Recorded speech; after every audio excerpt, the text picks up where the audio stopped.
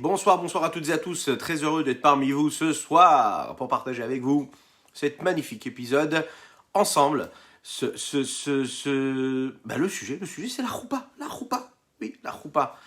Célébration du mariage sous la choupa. Comprendre quel est le sens profond, la signification profonde de ce que veut dire la choupa. Bienvenue à toutes et à tous. On va démarrer dans quelques instants. N'hésitez pas à partager. Allez chercher vos amis, c'est important. Ay da la ya ya, may da la ya, da da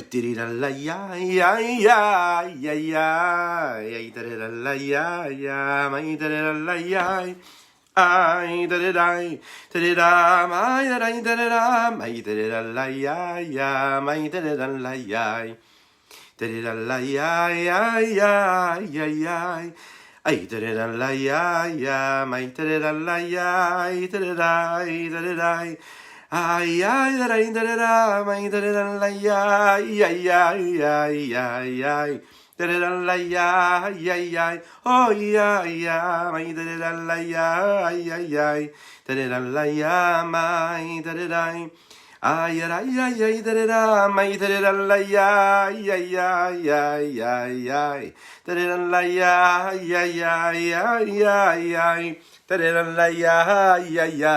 Boker Tov, non, Erev Tov, eh ben oui, ça arrive à tous les coups. Bonsoir à toutes et à tous.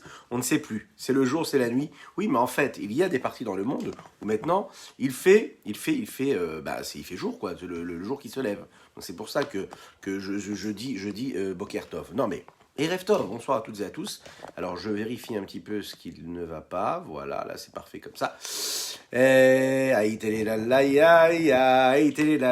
Bienvenue à toutes et à tous, on s'installe tranquillement, on va démarrer tout de suite, oui. On est en direct, oui. C'est un vrai direct, oui. Les conditions du direct. On va se préparer au mariage. Alors vous savez que, Bezrat Hashem, nous avons reçu les bonnes nouvelles. Ça y est, on va pouvoir se marier comme il faut, dans les meilleures conditions. Mais la meilleure façon de se préparer au mariage, bien sûr, une belle salle, bien sûr, un bel orchestre, un bon chanteur pour la choupa, pour la soirée, mais surtout, il faut une choupa, mais il faut se préparer aussi spirituellement à ce mariage. Comment arriver à cela? Comment réussir réellement à créer cette préparation au mariage comme il faut?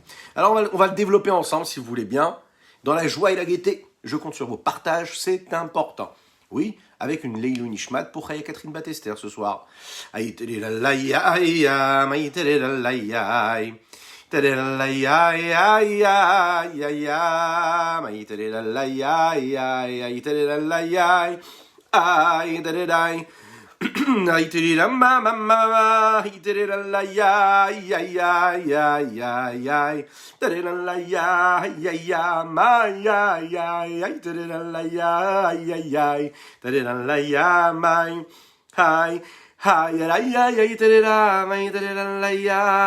ya, ya, ya, ya, terera, ya, may, oh, ya, may terera, ya, terera, ya, may terera, terera, ya, ay, ay, ay, ay, ay, ay, ay, ay, ay, terera, ya, ay, terera, ya.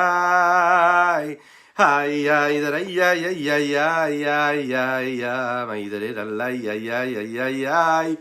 Erev Tov, bonsoir à toutes et à tous, à ceux qui nous rejoignent sur les différents réseaux, que Dieu vous bénisse, n'hésitez pas à partager et à venir avec vos amis, c'est important. Aïe aïe aïe aïe aïe aïe aïe. Aïe aïe aïe aïe aïe aïe aïe aïe aïe aïe. Ay ay ay ay ay ay ay. Ay da da la la ma ma ma. Ay da da la la ay ay ay ay. Ay ay ay ay ay ay. Ay da da la ay ay ay ay ay ay. Da da la ay ay ay ay ay ay. Da da la ay ay ay ay.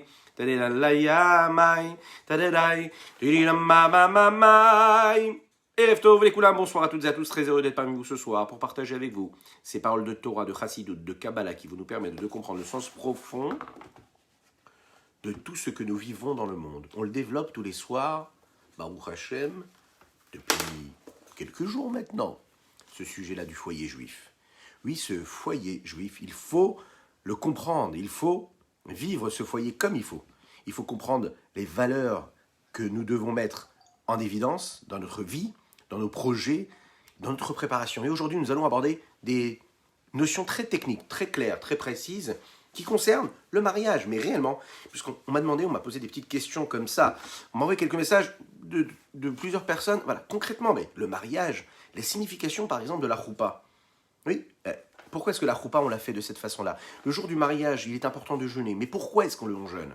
Alors vous allez me dire, il y a peut-être des futurs mariés, il y a ceux qui vont se marier très rapidement, Bezrat Hashem, il y a ceux qui sont déjà mariés, mais vous l'avez vu, vous vous rappelez de ce leitmotiv qui est bien à nous, qui nous appartient, à chacune et chacun d'entre vous ici, en tout cas on est ensemble.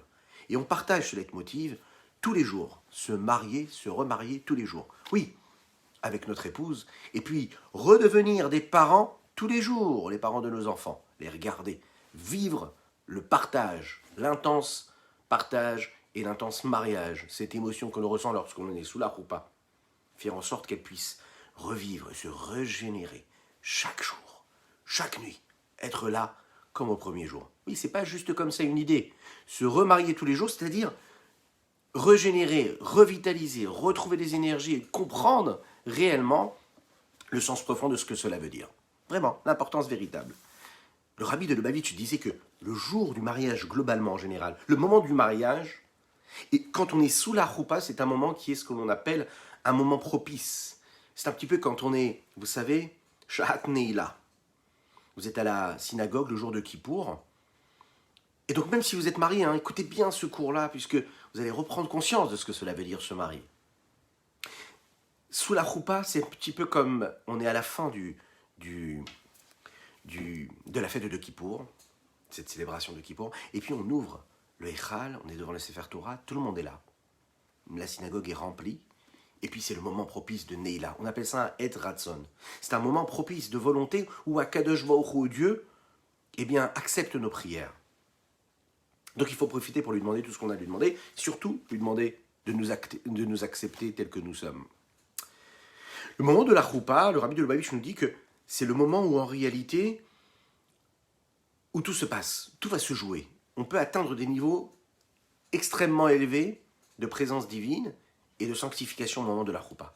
C'est la raison pour laquelle on demande au khatan et à la kala de se préparer comme il faut à ce grand jour-là, de garder et de faire en sorte que le temps que l'on a, ce que l'on appelle un zman yakar mikol yakar, c'est-à-dire, le rabbi de Lubavitch disait, c'est le moment le plus élevé de tous les moments.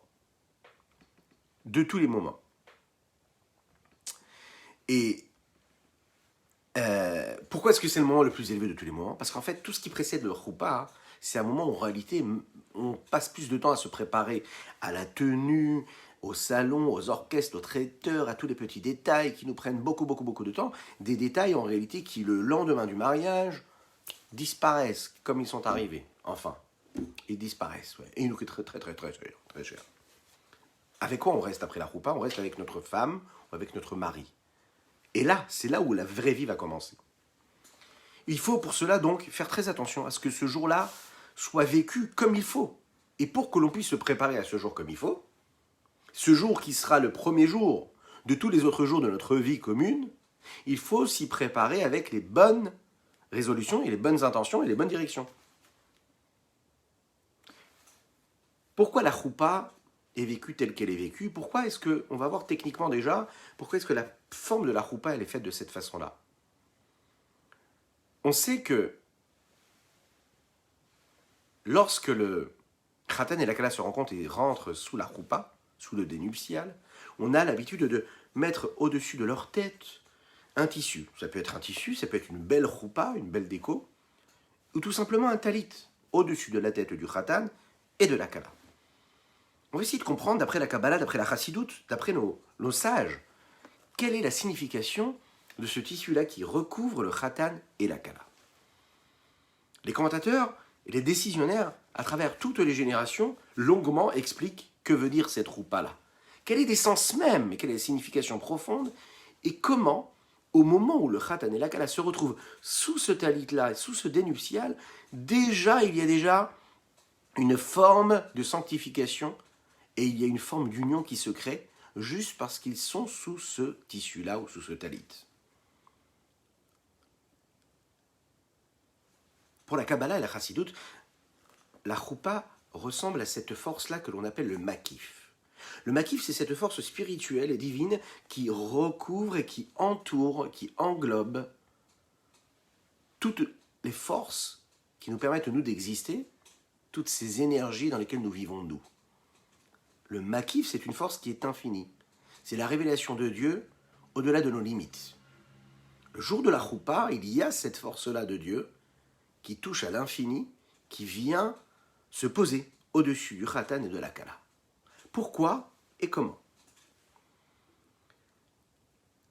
Au moment où le khatan et la kala rentrent sous le dé nuptial, ils vont pouvoir prendre sur eux, recevoir une certaine lumière fabuleuse. Une lumière, d'ailleurs, on le voit à l'aspect, on le voit au reflet sur le visage du khatan et de la kala, à la grâce, au sourire, à cette grâce phénoménale, extraordinaire qu'il y a sur le visage des mariés.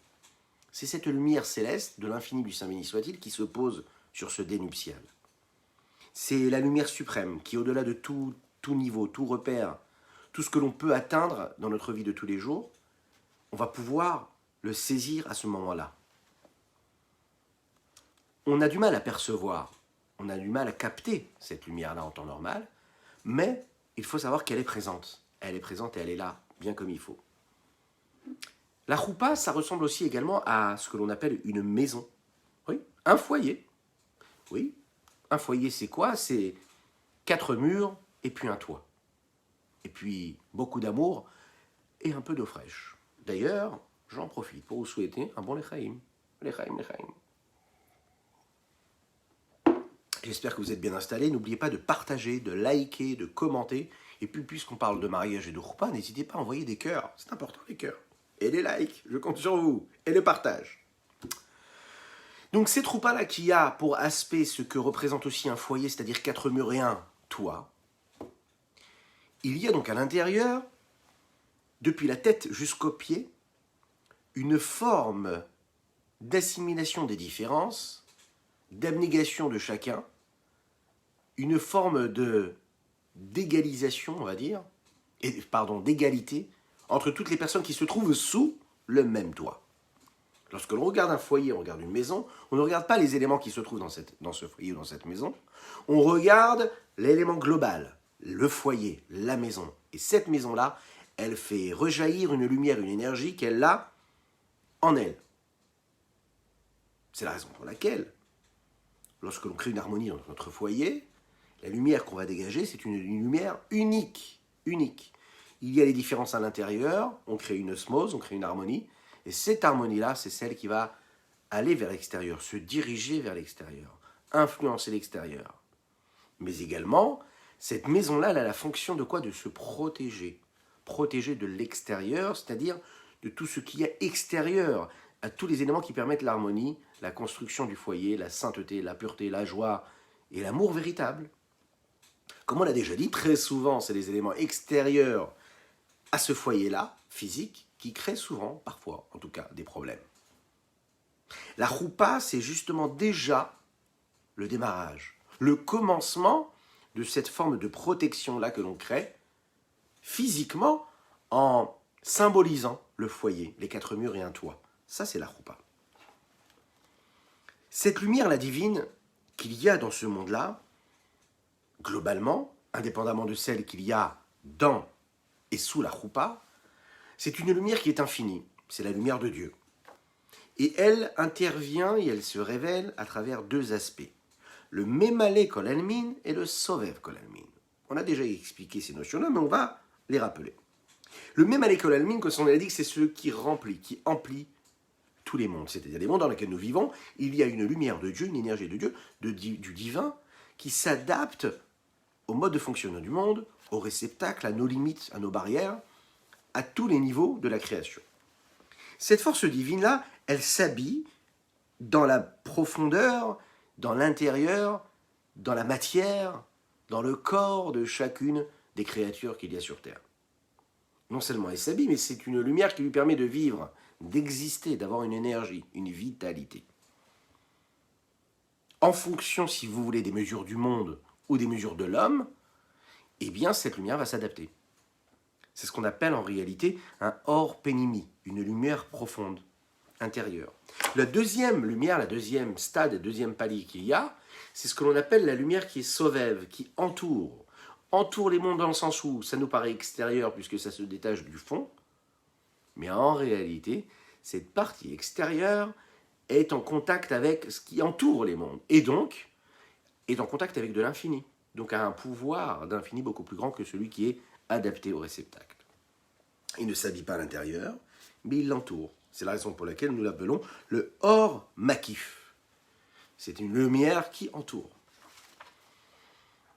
Quelle est la différence entre une maison et cette lumière-là qui entoure?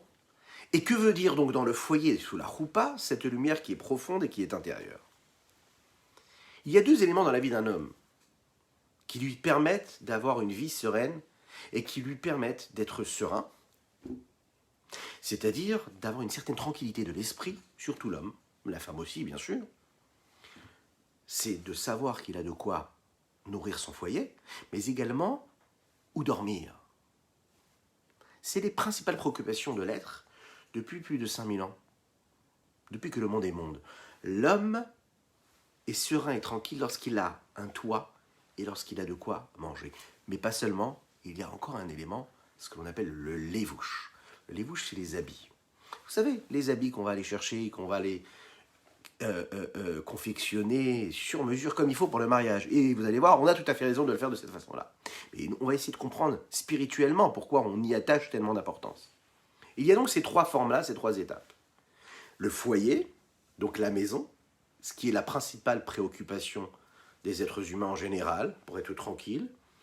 Ensuite, mais c'est quand même ce qui nous englobe de manière extérieure, ensuite nous avons l'homme lui-même, ou la femme, qui va choisir les plus bons couturiers, les plus belles tenues, et donc le fait de se couvrir, c'est ce qui en réalité recouvre l'être, mais moins superficiellement et moins extérieurement que la maison, mais qui se rapproche plus de la personne, du corps. Et puis nous avons le corps lui-même qui lui a besoin du troisième besoin primordial, de base qu'il y a dans la vie d'un homme, c'est la nourriture, se nourrir. Il y a donc la maison, première enveloppe, deuxième enveloppe, les vêtements, et troisième enveloppe, la nourriture, et puis on a le cœur de l'homme au milieu. On va essayer de comprendre qu'est-ce que cela veut dire et comment dans la choupa, dans cette choupa-là qui nous recouvre et qui recouvre le mari et la femme, et puis dans cette maison-là, dans cette baïte, dans ce foyer, puisque quand on est dans un foyer, nous vivons sous cette choupa. Tous les jours de notre vie, nous sommes sous cette choupa et nous sommes régis selon les règles de cette lumière, de cette énergie, de cette vitalité qui nous a été offerte le jour du mariage, cette lumière d'infini, et puis sur lesquelles nous avons signé et posé notre signature de la Ketouba en tant qu'homme en tout cas. La maison, le foyer.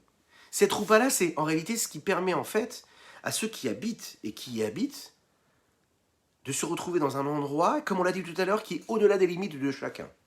Au-delà de la pensée de chacun, au-delà du ressenti de chacune et de chacun, un grand bonjour à ceux qui nous rejoignent. Un grand bonjour à ceux qui nous rejoignent. En tout cas, un bonsoir. Le foyer, c'est ce qui permet une égalité totale. C'est-à-dire que peu importe celui qui se trouve dans la maison, lorsqu'on est extérieur, on ne se rend pas compte de celui qui s'y trouve, déjà, pour commencer.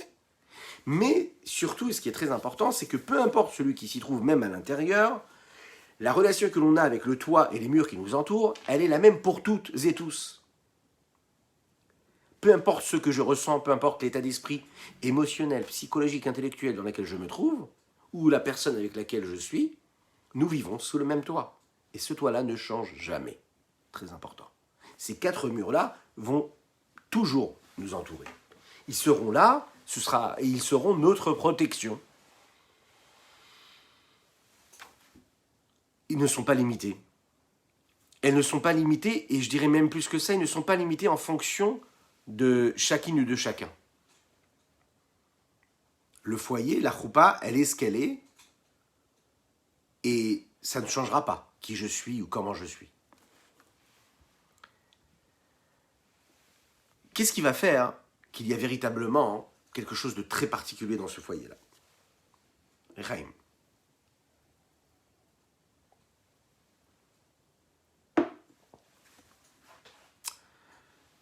Celui qui est à l'extérieur, qui regarde le foyer, qui regarde la maison, n'est pas capable de savoir combien de personnes s'y trouvent. Il n'est pas capable de connaître leur mesure, leur grandeur.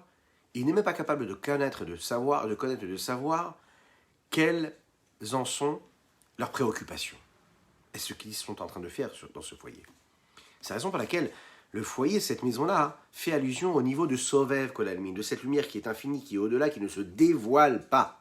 Et de la même manière que la maison ne dévoile pas ce qu'il y a à l'intérieur, la lumière qui entoure le monde, qui entoure ce Sovev Kolalmin, éclaire, mais ne dévoile pas véritablement l'infini qu'il y a à l'extérieur, même s'il influence, et même s'il éclaire, mais il ne s'initie pas et il ne rentre pas à l'intérieur. La deuxième étape, nous l'avons dit après la maison, c'est le vêtement.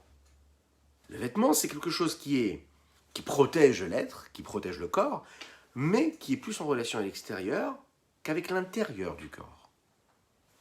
C'est une forme de limite, mais qui s'adapte aux limites de chacune et de chacun.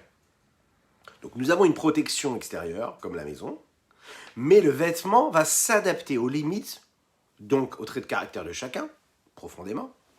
Il va s'adapter à la mesure, il va s'adapter à la personnalité de chacun, il va s'adapter au désir de chacun, c'est-à-dire au choix de chacun, et il va donner non seulement une protection, mais il va également apporter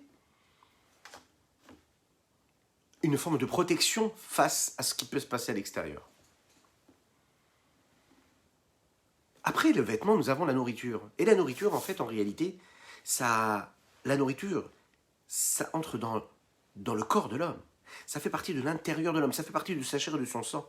L'homme devient ce qu'il mange. En tout cas, ça devient sa vitalité.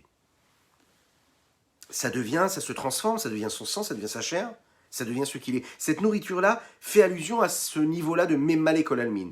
La révélation de Dieu et le dévoilement de la lumière de l'infini du Saint béni soit-il, qui se révèle à travers le Memale, ce niveau-là, de cette lumière-là qui rentre dans la lumière et dans tous les mondes. C'est un petit peu comme cette lumière qui va dans le monde et qui s'adapte à toutes les créatures et qui s'adapte aux formes, au fond de chacune et de chacun d'entre nous. Cette roupa-là donc, on peut comprendre en réalité la relation qu'il y a entre cette roupa qui entoure et cette force divine qui est makif et qui englobe et qui entoure. Puisque dans le mariage, on crée un lien véritablement spirituel entre l'âme de l'homme et l'âme de la femme, c'est la raison pour laquelle quand on fait une roupa, on essaye, en tout cas, on réussit, c'est sûr, à reproduire cette union-là qu'il y a entre la sainteté qui se trouve ici-bas sur terre et la sainteté de Dieu qui est infinie. Et c'est donc cette jonction-là, comme le Rabbi Shneor Zalman de Liadi le dit, une roupa, c'est en réalité un niveau et une étape qui nous permet d'attirer vers le bas, vers nous, des forces des mondes infinis et qui sont ce qu'on appelle les makif, sovev, kolalmin, qui entourent les mondes et qui sont au-delà de toutes les limites. Et quand on réussit à les faire descendre ici-bas, on arrive et on réussit à créer un lien, une union véritable entre le khatan, le mari, et la kala, la fiancée qui deviendra sa femme. On va aborder maintenant une question assez intéressante. Il y en a qui ont la coutume de faire la choupa, de célébrer la choupa à l'extérieur. C'est-à-dire, non pas sous un toit, mais à ciel ouvert. Pourquoi à ciel ouvert? Qu'est-ce qu'il y a? Quelle est la signification de cette coutume-là? C'est intéressant de comprendre quelle est la résonance et quelle est la véritable raison à cela. L'chaim, l'chaim.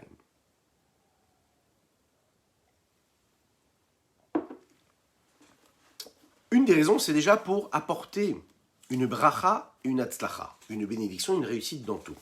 Première chose, sous les étoiles. Sous les étoiles, parce qu'en fait, les étoiles, vous connaissez la signification des étoiles, c'est la bénédiction pour avoir beaucoup d'enfants. Chez Yezaram Kikrocheve Hashamaim, afin que la descendance de ce couple-là qui se marie, d'ailleurs ce que l'on souhaite à chacune et chacun d'entre vous qui êtes là ce soir, pour vous ou pour vos enfants ou vos petits-enfants, Eh bien, c'est d'avoir, Bezrat Hashem, des enfants, beaucoup d'enfants, un beau foyer avec plein de petits bouts de chou qui vous dérangent. Oui, important. Ben dites Amen ve Amen, dites-le, écrivez-le, participez, je compte sur vous. Dites Amen ve Amen.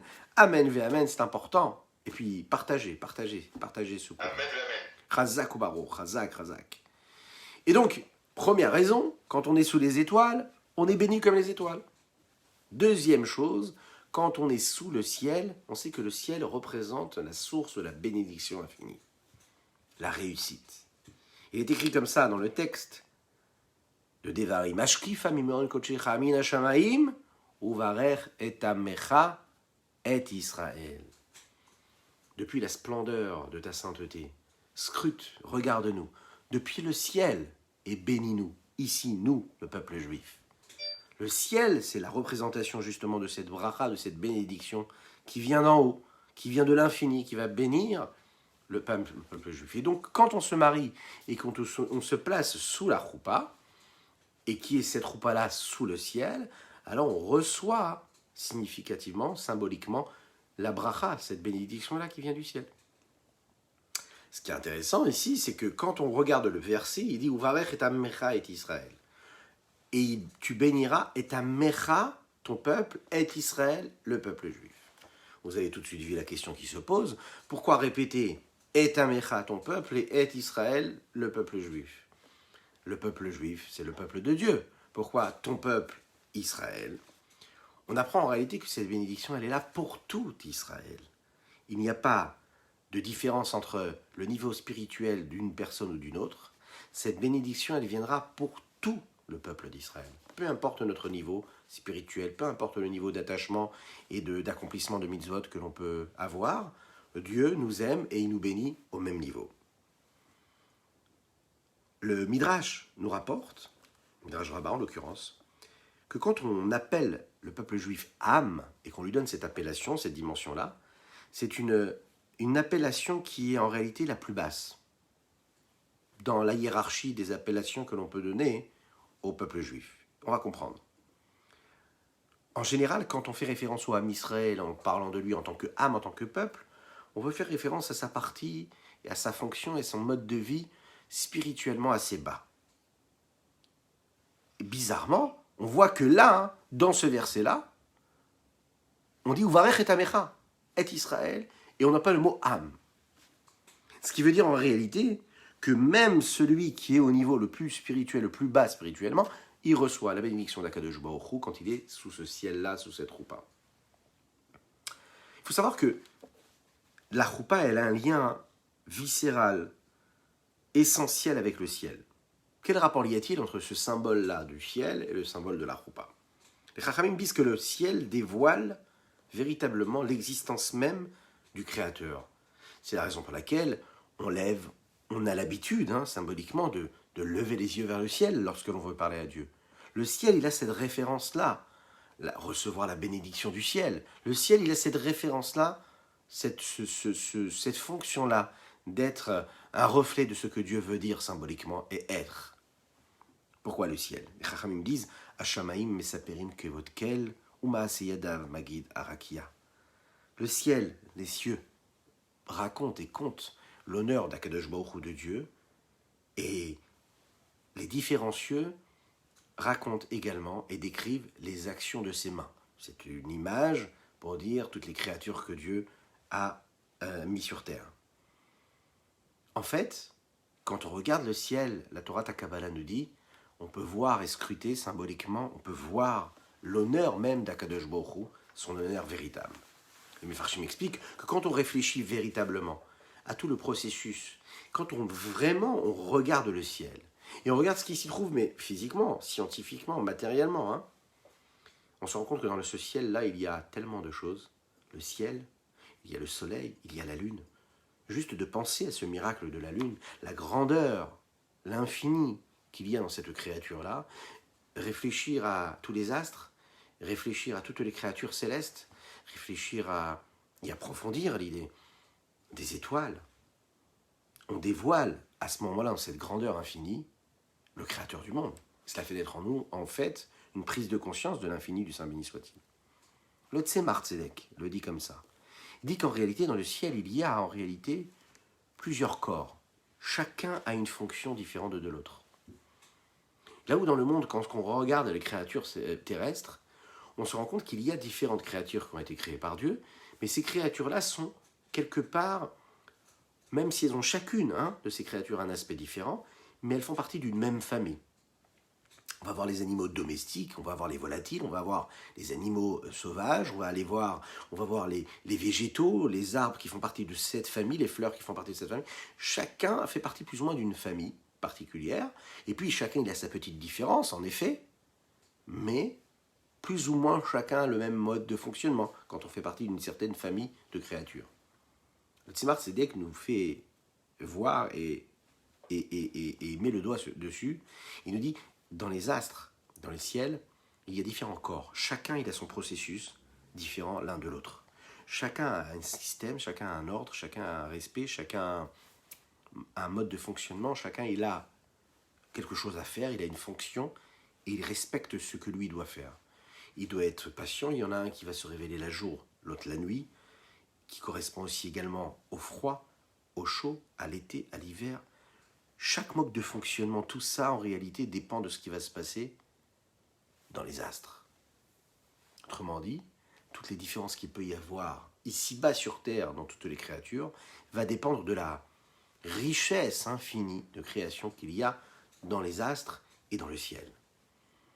Qui c'est qui relie en réalité toutes ces planètes-là, qui fait en sorte qu'il y ait tout ce système et cette conduite et cet ordre-là? Bien que ce soit d'innombrables corps, entre guillemets, d'innombrables éléments à l'infini, séparés l'un de l'autre. Il y en a un qui va se trouver à l'ouest, l'autre qui se trouve à l'est. Qu'est-ce qui fait qu'il y ait juste de réfléchir à tout ça, réfléchir comment en réalité tout se passe comme il faut et que l'un ne dérange pas l'autre, que le soleil ne se dit pas demain matin je ne me lèverai pas, ou bien que la lune ne dise pas au soleil ok aujourd'hui c'est moi qui vais me lever je prends le jour, toi tu prends la nuit. Imaginez nous si les êtres humains ont été aussi carrés que toutes les créatures célestes ainsi que terrestres, indépendamment des hommes, je précise. Le monde serait magnifique. Le problème c'est que les hommes c'est les plus évolués a priori de toutes les créatures, dotés de l'intellect, du libre arbitre. Et justement, c'est ce libre arbitre qui fait qu'en réalité, on ne suit pas l'ordre des choses, et puis chacun veut être là où il ne doit pas être, et chacun voudrait être à la place qu'il voudrait être, mais qui ne sait pas que c'est pas sa place. Enfin, en tout cas, on ne respecte pas les règles, quoi. C'est ça le problème. C'est que les hommes ne respectent pas les règles que les autres créatures, elles, respectent. C'est un autre sujet, mais c'est voulu, c'est voulu. C'est justement pour qu'on puisse justement se travailler et réellement créer, nous, cet ordre-là et rentrer sous l'ordre. Oui. Donc, quand on réfléchit à tout ça, le Tzemar Tzedek nous dit, on est capable de prendre conscience et d'approfondir en nous, intellectuellement et donc ensuite dans notre conscience, notre pleine conscience, ressentir et vivre véritablement ce que veut dire cette grandeur infinie de la présence divine à travers toutes ces créatures. Et quand on réussit cela, c'est assez simple ce qui se passe. C'est qu'on est habité par une crainte et un amour de Dieu qui nous permet vraiment de ressentir justement ce que le ciel est capable de nous amener à ressentir, la grandeur de Dieu. Voilà pourquoi le ciel, il a cette référence-là et cette symbolique aussi forte. L'Echaim, l'Echaim, l'Echaim. Bienvenue à tous ceux qui nous rejoignent. C'est un plaisir de vous avoir parmi nous ce soir. Je compte sur vos partages, que vous soyez là maintenant, là, en live ou en replay. Inscrivez-vous, allez-y, et puis commentez. Dites ce que vous pensez, vous, de cela. Qu'est-ce que ça fait, en quoi ça fait appel en vous, et qu'est-ce que ça réveille en vous, le fait de parler de cette roupa. Vous êtes déjà marié? Vous vous mariez bientôt? Vous avez une question? N'hésitez pas. Bienvenue Samuel, c'est un plaisir de t'avoir parmi nous. Partagez, Razak. Parfait. Partagez déjà. C'est une top, c'est top. Razak Tzadik. Alors, le ciel donc fait allusion au niveau de révélation de l'intellect qui nous permet de comprendre en réalité ce qui se passe dans les mondes supérieurs et comment est-ce que Dieu se révèle dans son infini et par son infini. Et donc, on peut comprendre qu'en réalité, lorsque l'on voit cet infini-là, cet infini-là, vous savez, c'est un petit peu comme... Comment est-ce que ça va s'exprimer ici-bas sur Terre, cet infini-là? Là où dans le ciel, il y aurait une lumière qui serait plus englobante, plus globale et plus extérieure, ce qui correspond au Sovev, ce qui correspond, vous vous rappelez donc à la Roupa, à ce foyer, à cette maison-là, à ces 4 murs et ce toit qui recouvre et qui protège, représenté par le ciel, on va avoir l'autre côté, c'est-à-dire tout ce qu'il y a sur cette terre-là, tout ce qui est pnimi, tout ce qui est intérieur. On voit que sur cette terre-là, il y a différents endroits, différentes choses qui se révèlent. On va prendre par exemple, prenez les végétaux. Eh ben, les végétaux, il y a des endroits précis sur la terre qui correspondent à une évolution qui leur est favorable. Donc ils sont limités par ce que la nature peut leur donner à chacune et chacun de ces créatures-là. Il y a des endroits où on va pouvoir faire pousser toutes sortes d'arbres, de plantations. Il y a d'autres endroits où c'est d'autres espèces qui sont les bienvenues. Il y a des endroits où il est beaucoup plus facile pour les hommes de vivre. Et il y a des endroits sur Terre dans lesquels il est beaucoup plus difficile de vivre. Vivre dans le froid ou vivre dans le très chaud, c'est plus compliqué pour un homme pour s'accommoder. Alors que dans le ciel, tout est égal. Il n'y a pas de changement d'un endroit à l'autre. Tout est au même niveau, au niveau des cieux.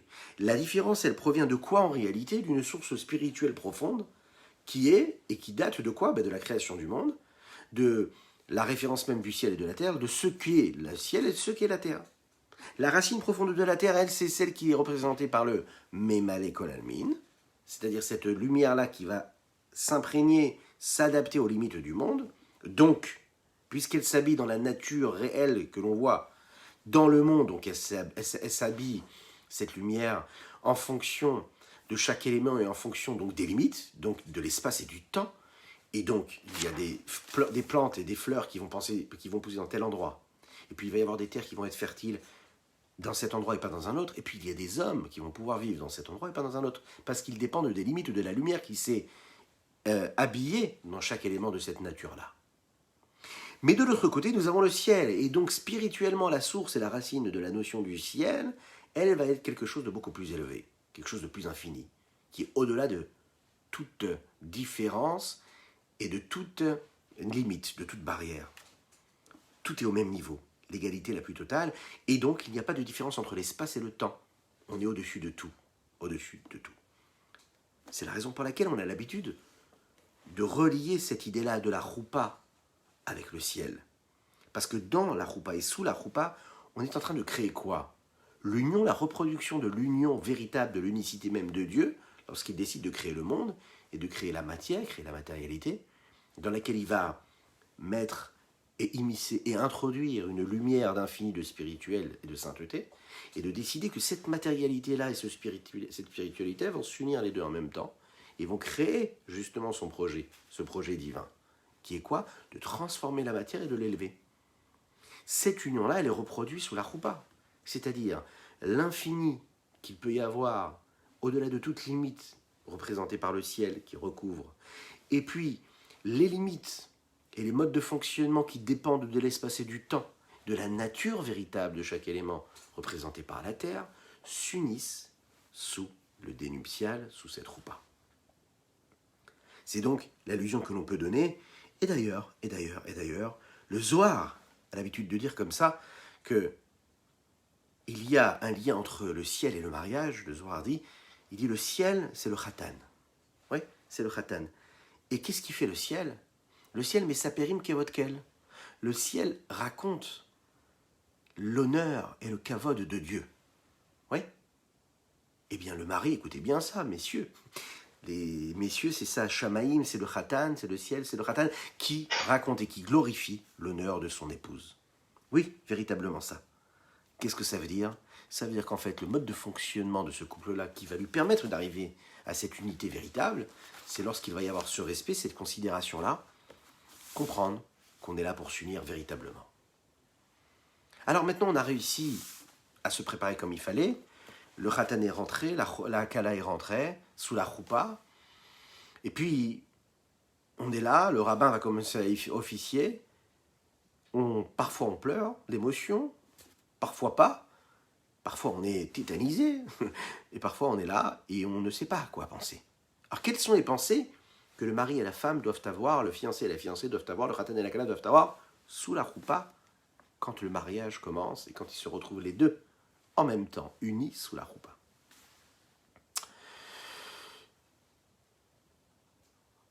Il y a énormément de pensées que l'on pourrait avoir. Alors, un des conseils que l'on donne, c'est de faire beaucoup Teilim, de lire beaucoup Teilim le jour du mariage. Nous l'avons dit tout à l'heure en préambule, en introduction, que cela concerne chacune et chacun d'entre nous, peu importe si on est encore marié, ou on va se marier, si on doit se marier, si on est tous les jours en train de se marier, parce qu'on doit se marier tous les jours, et donc on doit reproduire dans notre foyer, rappelez-vous toujours ça, ce qu'on est capable d'apprendre sur le moment où on est sous la roupa. Rappelez-vous, notre roupa, c'est notre foyer, c'est notre maison, notre appartement, là où nous habitons. Même si nous habitons sous une tente, eh bien, c'est considéré comme notre foyer. Ce foyer-là, on doit le vivre avec autant d'intensité, de spiritualité, de pureté, de sainteté que l'on peut retrouver le jour de la roupa, sous la roupa, unis, hommes et femmes. Quelles sont les pensées? Nous l'avons dit, le moment de la roupa, c'est un moment qui est Edratson. Il faut penser qu'à des choses belles, grandes, fortes. C'est un moment où il faut penser à la crainte de Dieu. C'est un moment où il faut demander à Hachem de nous donner des enfants qui soient, eux, craignants de Dieu, qui aient, eux, cette force-là. Il faut prier pour cela. C'est pas juste de l'éducation. C'est pas juste l'endroit dans lequel nous vivons qui feront que nos enfants vont vivre comme il faut avec les belles valeurs. C'est pas ça, c'est pas seulement ça. C'est beaucoup, beaucoup de tfilotes, beaucoup de prières. Rabbi Levi Yitzhak de Schneerson, qui était un grand Mekoubal, c'était le papa du Rabbi de Lubavitch, que vous connaissez. Il disait que sous la roupa, chaque instant, on doit penser qu'à une chose, à craindre Dieu, craindre Dieu, craindre Dieu, craindre Dieu, demander à Dieu de nous aider à le craindre. Deuxième chose, prier pour que nous ayons des enfants qui eux aussi aient cette crainte-là. Troisième chose, qu'on puisse avoir une belle descendance, Bezrat Hashem, pour chacune et chacun d'entre vous, et qu'elle soit bénie. Voilà 3 choses.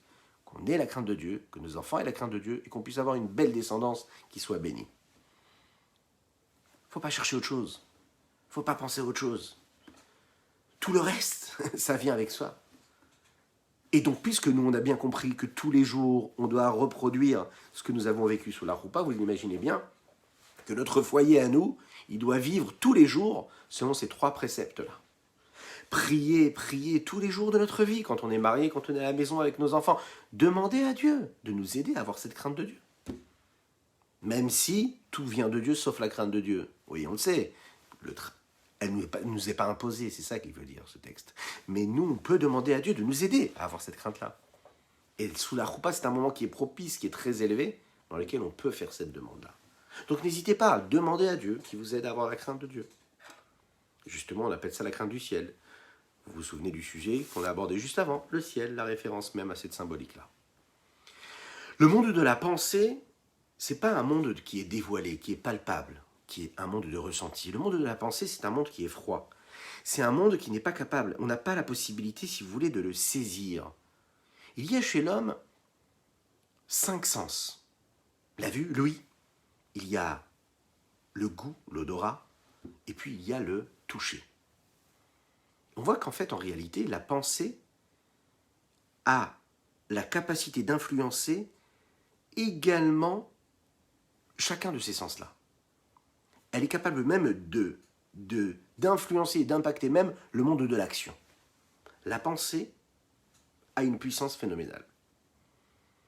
Les Chachamim nous disent, comment est-ce que, et nous racontent, comment est-ce que le mode de fonctionnement de la pensée est réel.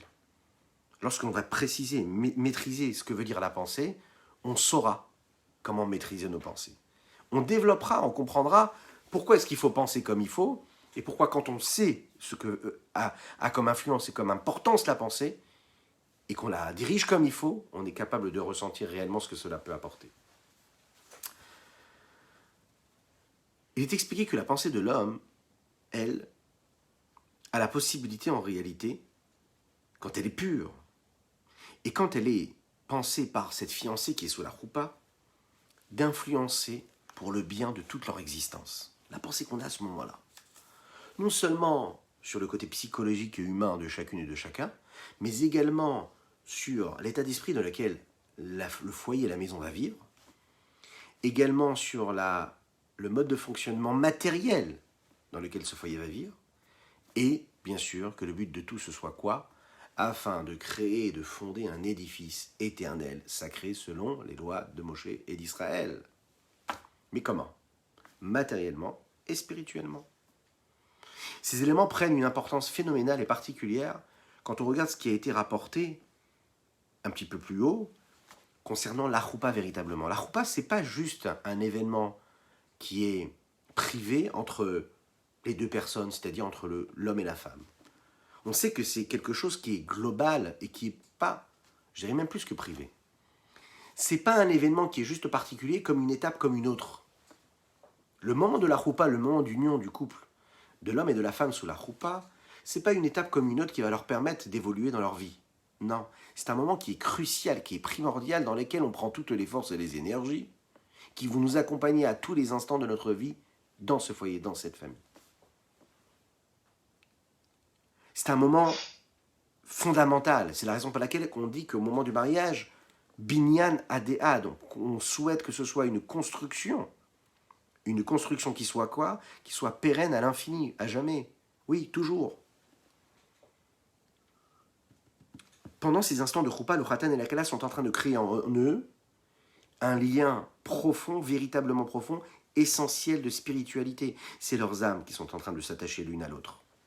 Ça donne une force et une puissance phénoménale qui nous permettra de construire et de bâtir et de faire exister une vie de paix, une vie de sérénité pendant toute notre vie. On peut comprendre donc qu'il y a un point très précis et particulier à avoir. Une pensée qui soit bonne, qui soit pure, qui soit saine, une pensée qui soit précise et bien concentrée, une pensée qui soit dirigée pendant ces moments où on est sous la choupa de concentration, afin d'influencer de la bonté sur toute notre vie et afin que tout soit tenu selon ces valeurs-là et selon ces énergies qu'on a eues sous la choupa. Le rabbi Yosef Yitzhak a dit quelque chose de très très beau sur la pensée. Rabbi Yosef Yitzhak, c'est le précédent rabbi, le beau-père du rabbi de Lubavitch. Il dit comme ça, il dit, la pensée, elle est très utile. Pourquoi est-ce que la pensée est très utile? Parce qu'en réalité, il n'y a rien qui n'arrête la pensée. Il n'y a pas de limite à la pensée. La pensée va où tout ne peut aller. La pensée va où les paroles et les actes ne peuvent aller. La pensée va très très loin, la pensée. La pensée, il n'y a pas de distanciation dans la pensée, il n'y a pas de distance, il n'y a pas d'éloignement, il n'y a pas de rapprochement. La pensée est au-dessus de toutes les limites. Par la pensée, on est capable de penser à quelqu'un, de l'aimer, de faire naître en nous une émotion. Par la pensée, on est capable de s'attacher à une personne qui n'est pas du tout là, qui est à des dizaines de milliers de kilomètres de nous. La pensée a cette capacité-là de voyager très très loin. Parce que la pensée est reliée à une force profonde qu'il y a dans l'âme de l'homme, qui touche à l'infini. Et comme elle touche la profondeur de l'homme, elle touche ces forces infinies qui lui permettent donc d'aller au-delà de tous les possibles, de toutes les limites que la parole forme à travers sa prononciation, mais également à travers les actes qui, eux aussi, ces actes, sont limités par les actions. Quand on pense à l'autre, eh bien on le sait, c'est connu. La Kabbalah nous le dit, lorsqu'on pense très très fort à une personne, même lorsqu'elle n'est pas là, lorsqu'elle est très très loin, le fait de penser à une personne, eh bien cette personne le ressent. C'est connu. D'ailleurs, faites le test. Quand on est quelque part et qu'il y a une personne qui est retournée, qu'on regarde la personne et qu'on pense à elle, on pense à elle, eh bien ça marche à tous les coups, elle va se retourner à un moment. Le fait de penser, ça a une force phénoménale. Mais qu'est-ce que c'est cette force-là? Eh c'est une force spirituelle. Oui, c'est quelque chose de profond. Encore plus que cela. La pensée, il y a même dans la pensée une dimension d'action. Qu'est-ce que cela veut dire? Comment dans la pensée il y aurait une dimension d'action? Bien que la pensée soit juste un vêtement, le premier vêtement de l'âme, c'est-à-dire quand l'âme désire s'exprimer, elle s'exprime à travers la pensée, la parole et l'action, et le premier palier, c'est la pensée, puisque c'est ce qui se rapproche le plus de sa nature profonde, de son infini, en tout cas ce qui se rapproche plus de la spiritualité, qui se rapproche le plus de tout ce qui n'est pas limité. C'est un vêtement, un outil, c'est un moyen, c'est quelque chose qui est là, dont elle est revêtue et qui la revêt. Et donc, cette âme-là a la possibilité de l'influencer, cette pensée-là, beaucoup plus que toutes les autres forces et toutes les émanations qui vont provenir d'elle, comme la parole et l'action. Tellement c'est profond qu'elle aura même la possibilité d'aller impacter et influencer l'action aussi. C'est la raison pour laquelle on dit que quand on a une bonne pensée sur quelqu'un d'autre, eh bien on peut causer quelque chose de positif et actionner et activer quelque chose de positif pour l'autre. Pas seulement spirituellement, regardez ça, même matériellement. Le fait de penser positivement à quelqu'un, le fait de positivement penser sur soi-même, sur sa vie, sur un élément, sur un événement, c'est déjà le mode de fonctionnement qui nous permet de quoi ? De créer quelque chose de particulier, de créer vraiment une transformation de l'action. Il dit c'est une belle pensée, une bonne pensée, on l'associe à l'action. Mais qu'est-ce que ça veut dire qu'on l'associe à l'action ? La pensée, c'est déjà de l'action.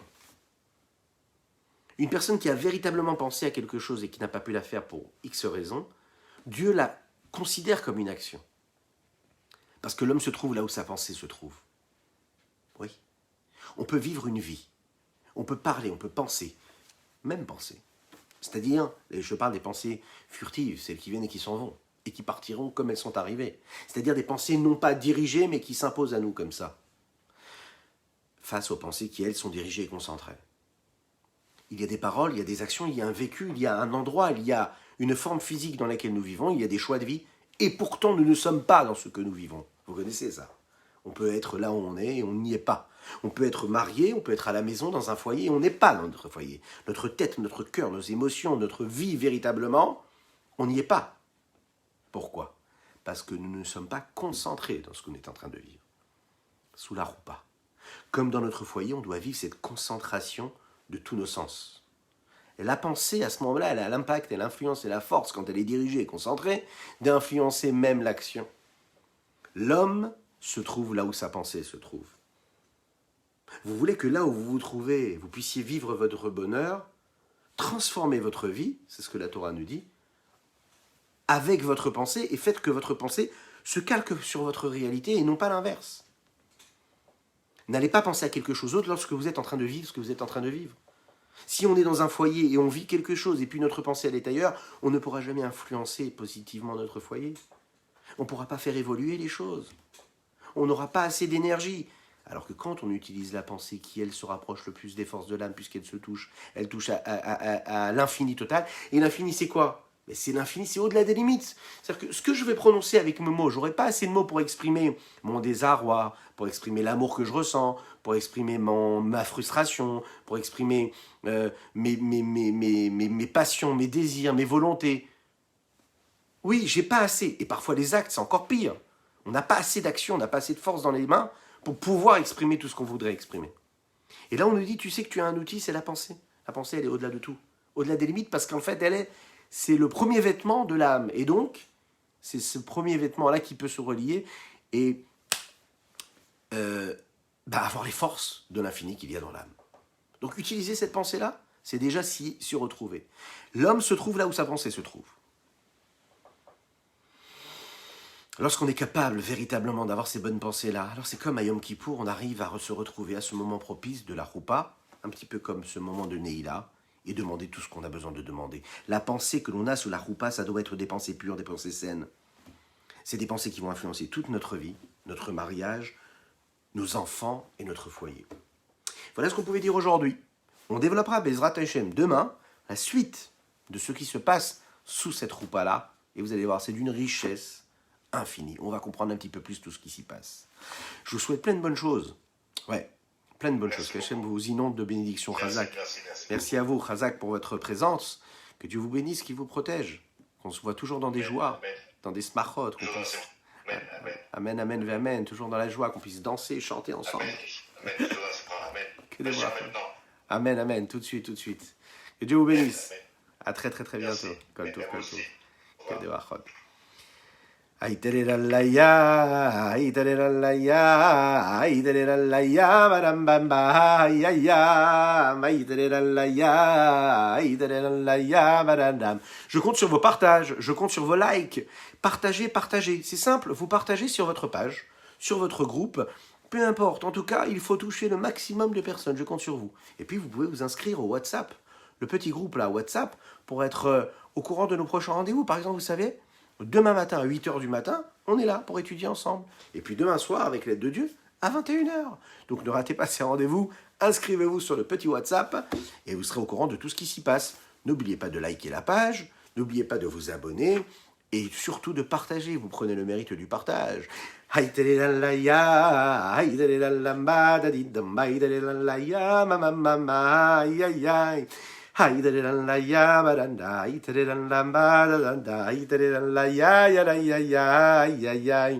Ay da da da ay ay da da da da ay ay ay da da da la ay ay ma ma ma ma ma ay da da da la ay ay ma ma ma ma ay ay ma da da da la ay ay ma ay ay ay da da da la ay ay ba da da ba ay ay da da da la ay ay da da da ay ay da da da la ay ay da da da da ay ay da da da la ay ay ma ay ay ay da da la ay ay da da da la ay ay da da da la ay ay ma ay ay ay da da la ay ay ma ma ma ay ay da da la ay ay ma ay ay ay da da la ba ba di dum ay da da la ya ba da dum da da ba ma ma ma ma ay ay.